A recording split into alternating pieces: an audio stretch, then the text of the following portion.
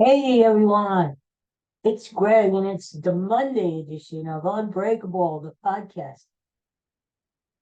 January 22nd, we're getting through January. Thank God. I'm playing Any Way You Want It by Journey. Why? Because it's the great Steve Perry. It's his birthday today. He's 75 years old. Happy birthday, Steve Perry. Journey just isn't the same without Steve.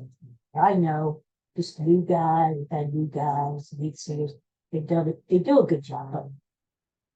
But nothing like Steve Perry or Jim together. Other birthdays. Linda Blair, that's the chick who played on the Exorcist. Her head turned all the way around and she had eyes and green stuff coming out of her neck. An attractive girl. No, I used to like her. I used to like Linda Blair during those days like that. And anyway, yeah, Diane Lane. I like Diane. It's her birthday too. Happy birthday, Diane Lee. And so we're going to talk about football today because we have to review the great games of the go in the playoffs. And let's start with last night's game. Now, let's go backwards. We're starting with last night's game, the Chiefs at the Bulls. Having 4 games this weekend, I got 3 right, 1 wrong. And 1 wrong was last night. It was a hard game to figure out. But now, on one hand, you got the world champion Chiefs, Patrick Mahomes, coming into cold, snowy Buffalo. Finally, Patrick Mahomes' first road game ever in the playoffs. That's hard to believe. It seems like he's been around forever. Playing the Bills. This was the Bills' chance, the Bills' redemption. The Bills, they beat the Chiefs in the regular season. You can't beat them in the playoffs now. Buffalo had it all set up for them. Home game, raucous crowd there.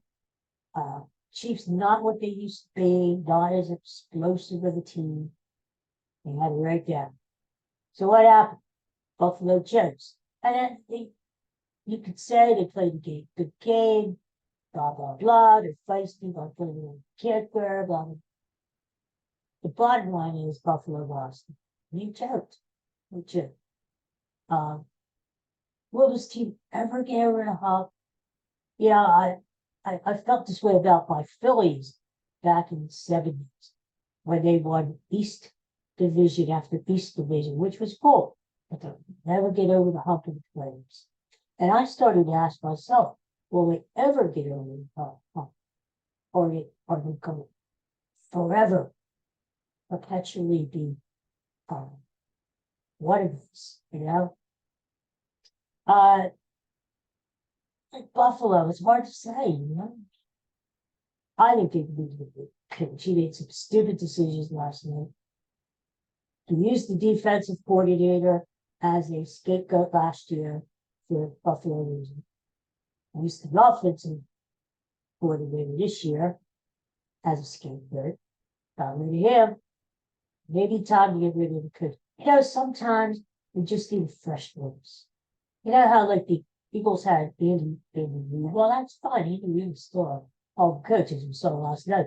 But sometimes you just need fresh voice. After so many years, the players start to tune out. Now, and they need a guy who has a more, either more command, or a little bit stricter, or maybe a little bit more lenient. I don't know what goes on behind the scenes, but it may be time. It's a shame. Josh Allen is hell of a thing. Yeah, I would take Josh Allen on my team anytime. The way that guy can run, his arm is like a rocket. He doesn't make the best decisions all the time. But last night he had quite a few balls that were dropped. His receivers suck. Buffalo needs to get some receivers from Josh Allen. But I was listening to Buffalo radio this morning. I don't know, after a loss like that, which was a brutal loss, they got the ball down possibly to kick the game-winning field goal, the game-tying field goal. Got the ball down in Kansas City's in the field, time running around. But they don't get the touchdown because Allen decides to throw long instead of short, all the way down the field, all during the game. Buffalo ran the ball, ran the ball, ran the ball. It was a good strategy. You kept the hose off the field, chewed up the clock. Buffalo had ball control. And they mixed in some short passes here and there just to keep Kansas City honest.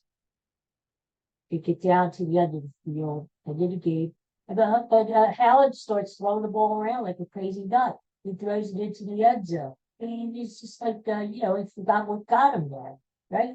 Don't you do what got you there? Well, anyway, he ended up trying to kick the field goal by this guy named Bass. And wide right. That term, wide right, it has an haunted Buffalo experience. Because, when Buffalo was up against the Super Bowl there against the Giants back in the 80s, they could have won one, and their keeper, Scott Norwood, shanked one wide right. So it's been haunting these people forever. I feel bad for Buffalo because the Eagles were like that a long time ago, not winning the Super Bowl. And you start to wonder, will we ever get there? Fans are a loyal bunch. They travel for their bills. They show up at the games, even though it's freezing out, snowy. They're a loyal bunch. They deserve them. So we'll see what Buffalo does to get going. But I blame the kicker. That's his job. That's what he's being paid for, to make that field goal. But Buffalo lost that game before that field goal was even attempted. Why? Because Buffalo needed to score a touchdown in that last drive. That would have put them up 31-27. That would have been Patrick Mahomes drive to that field and touched it. Now, even if Buffalo made that final field goal, it would have been 27-27. Mahomes would have got the ball back with roughly 1:43 left on the clock. You don't think Patrick Mahomes, being the big game quarterback that he is, won't be able to drive down the field and at least get a field goal? Sure. Buffalo needed a touchdown. And they didn't get it. So Bills won the AFC East this year. That's great. But again, they faltered in the playoffs. Kudos to Kansas City. They had Taylor Swift there again, cheering. Her boyfriend, Travis Kelce, got 2 touchdowns last.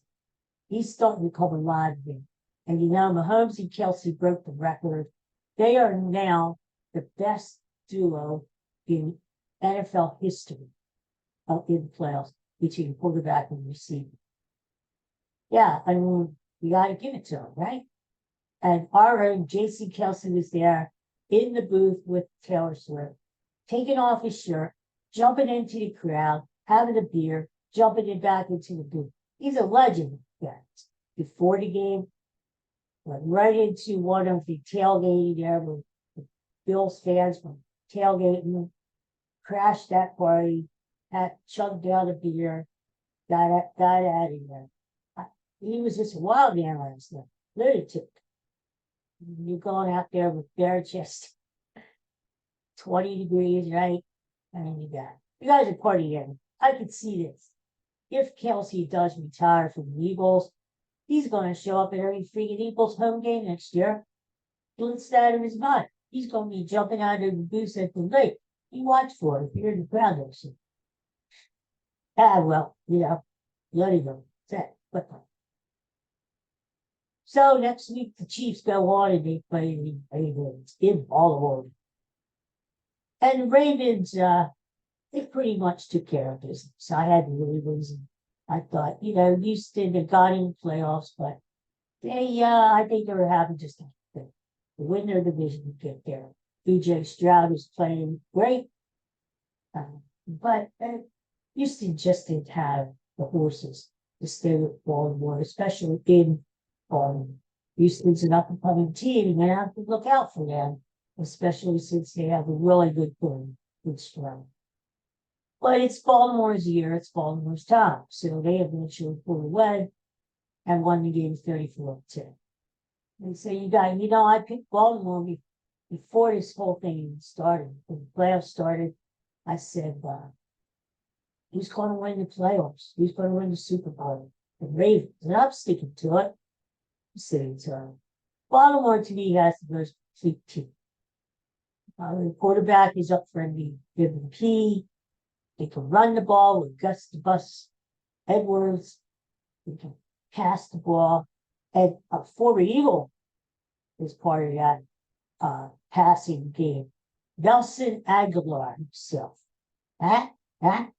It's something to watch and see Nelson Aguilar score a touchdown in the playoffs while the Eagles' asses are still going on the couch. Defense is great. Patrick Queen, Hamilton. Great.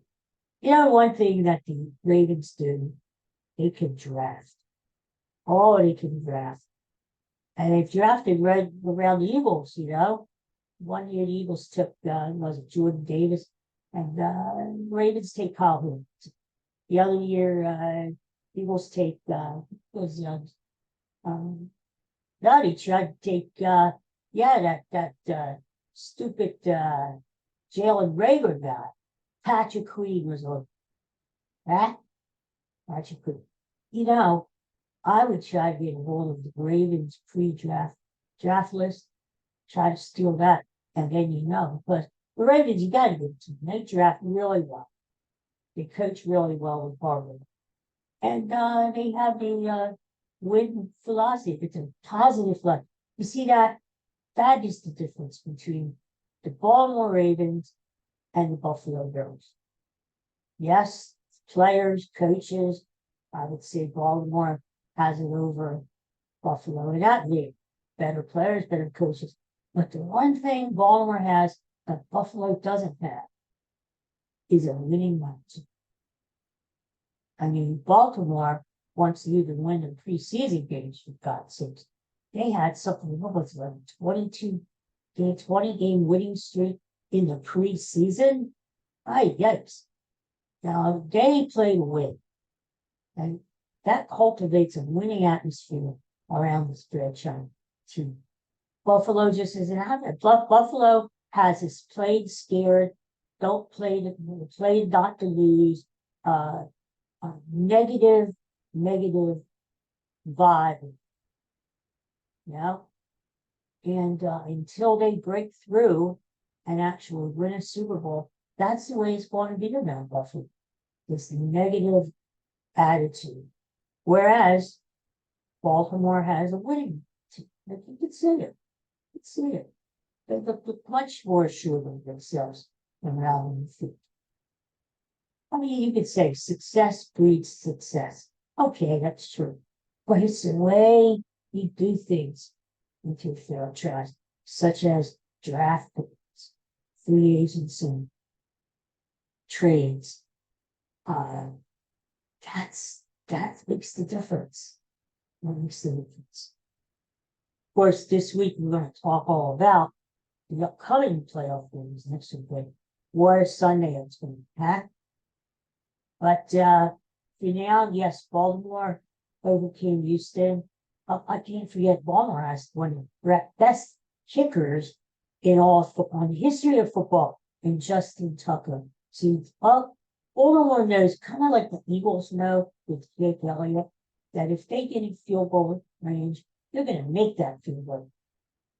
Unlike Buffalo, there you go, right? All right, so the other playoff games, I love that Tampa Bay Detroit game. The Lions were my pick. In case you follow me on the podcast here, I love the Lions. But Tampa Bay wasn't going to go into Detroit with those wild fans. With the Lions team that is really hungry. They've never even been to the Super Bowl before, let alone win the Super Bowl. Tampa Bay wasn't going to win them. Fact of the matter is that Tampa Bay played well against the Eagles. because the Eagles stopped. So Tampa Bay played well, yes. Against Philly, yes, they played well yesterday, but they didn't have enough to counter. And just like Buffalo was hindered by injuries, so was Tampa. But the Lions are a hungry team. They're young, they're fast, they have a lot of options, and they were playing at home with the road crew. And so I thought the Lions were a good bet yesterday, and it turned out they were. Lions go on Sunday night, played 49ers in San Francisco. Now that was man. I thought Green Bay was going to win, just like they won down in Dallas. You know what? Green Bay won the coin toss again, took the ball. Now they didn't score a touchdown this time, but I see more and more teams are still doing it. Well, maybe this thing of winning the coin toss and deferring for the second half, maybe that's over. Maybe the popular thing to do now is if you win the coin toss, you take the ball. Or knowing that the team that you're playing against, they win the coin toss, they're going to defer. So chances are you're going to get the ball no matter what, right? So you game plan to get the ball first drive, and you take it down and you score. And you put the other team on their heels, you get it over. You let them play catch up, right? Put the pressure on them. And there you go. There goes my Victorian clock. It's playing songs of spring. I don't know what it is. But here's the thing. If you think spring, it will be spring. And actually the end of this week, it's supposed to get up to 60 here in Pennsylvania. 60. That'll feel hot to get my suntan there. Go out on the deck. It's Sunday. No, I bet squirrels. Anyway, so yeah, I thought the Packers would. I had the Packers plus 10. So I won that bet. But Packers being ahead, yeah, I thought they were going to scrape another big one. So really did. Jordan Love didn't play as well as he did down in Dallas, but I thought he had them too. I threw a bad interception. It would be the kind of play that a rookie quarterback would be. Jordan Love's not a rookie. This is his first year playing full time, and he's not a rookie. So that was disappointing. But Green Bay gave them a good game. And as we saw, both Baltimore and San Francisco came out kind of rusty in the first half of the games, So even though you get that bye for being the top seed in your division, sometimes it's not always good. Because even though you get the rest and get the bye, you hurt your advantage, not playing for a week or two does have its disadvantages too. And it almost caught up with the 49ers. But the Packers could not pull it out. Packers had a hell of a year. You got to look for those Packers, The youngest team in the National Football League. And the Packers are going to be a consistent team in the playoffs for years to come. Actually, we think of the NFC North as being like a really bad division, like NFC South. But the North, they've got some good upcoming teams. I mean, look at the Lions, of course, Packers. The Bears weren't playing that bad when the season ended. They make a few tweaks here and there. They have the overall #1 pick in the draft this year. The Bears will be there. The Vikings, I don't know. They still have some weapons there with Justin Jefferson, but I don't know if they're in the league of the Lions and Packers. But anyway, we'll talk about that next year. So I can't stand it. Whiny 49 fans. The 41ers. Now, how they cried about last year in the playoffs. against the Eagles. I thought, I'd love to see what happens. Beat those guys. And we can whine some more. You want a little cheese with that wine? Anyway, but it did happen. So we have the 49ers hosting the Detroit Lions this week. I think it's going to be a good game. And we're going to talk about that a little bit too. Who I think it's going to win and who I think you should put your money on. So there you go. Final point, Eagles. Did you hear about this? Nick Sirianni finally grew a pair. Fired Sean Desai, the defensive coordinator. Fired him. Of course, that was something that happened a few weeks ago when Sean Desai was kicked upstairs and this other loser, Matt Patricia, was sort of like, defensive coordinator, but not really the bogus one. Hey, but Patricia got his welcome. So good for the two. I think we thought I'd do it because Jeffrey Lurie, the boss, said, look, get rid of these two deacon groups and maybe I'll think about keeping you. And I'll give you another year or so to get your act together. Get your damn act together. And we'll find other quarters. Okay? We're talking about. I think that's what I'm talking.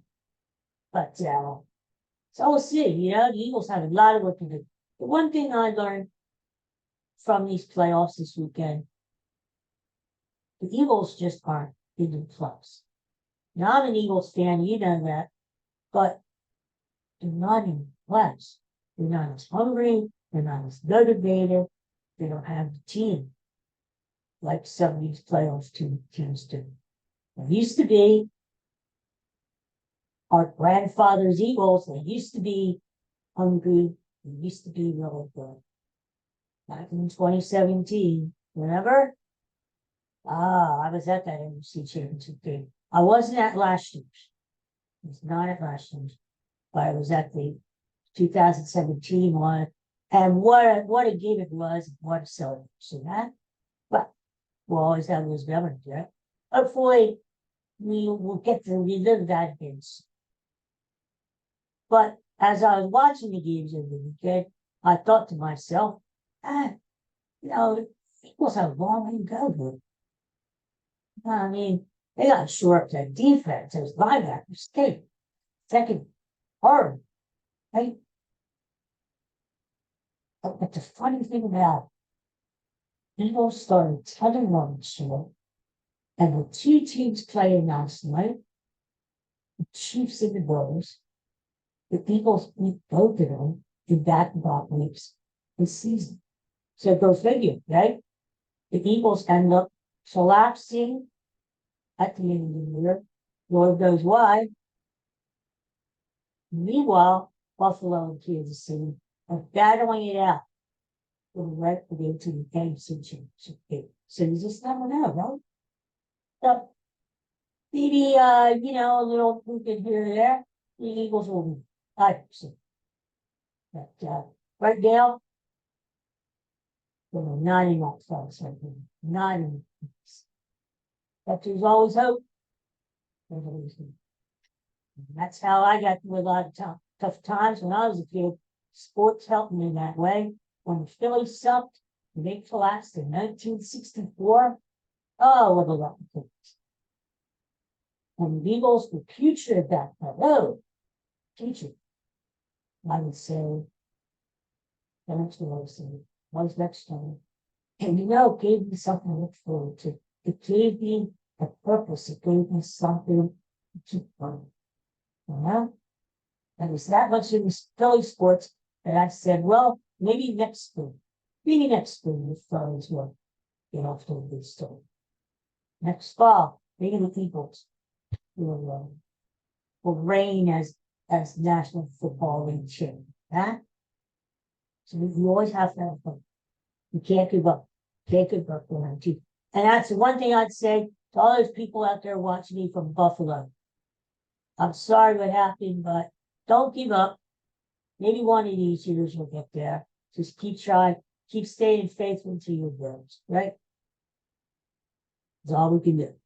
We can't go out there and play for these guys, right? So, all right, everybody, have a great day. Have a great Monday here in Pennsylvania. It's sunny and bright, and it's cold as hell. You know, I always thought, isn't that an odd saying, cold as hell? And everybody says it. It's cold as hell. Hell's cold, isn't it? I don't want to find out. Don't get me wrong. Hey, God, I don't want to find out. But isn't that odd? Cold as hell. Anyway, so Bud's snoring on the other side of the bed. Katie went to the Bluebird today to get beautified, even more beautiful than what she is. So hopefully tomorrow we'll see the final product. Katie, glamorous Katie. All right, everybody, have a great Monday. Take it easy. Joel Embiid plays tonight. Sixers play at home against the Spurs. San Antonio Spurs. Yeah, that should be a fun game to watch. So you guys take care. And I'll be back tomorrow. We'll talk a little more crap, and we'll start to think about the upcoming games for next week. Yeah, we're going to talk about who we think is going to get to the Super Bowl in 2 weeks. That should be fun. All right, everybody. 1 month to go till pitchers and catchers. Keep hope alive. See you tomorrow. Take care. Bye.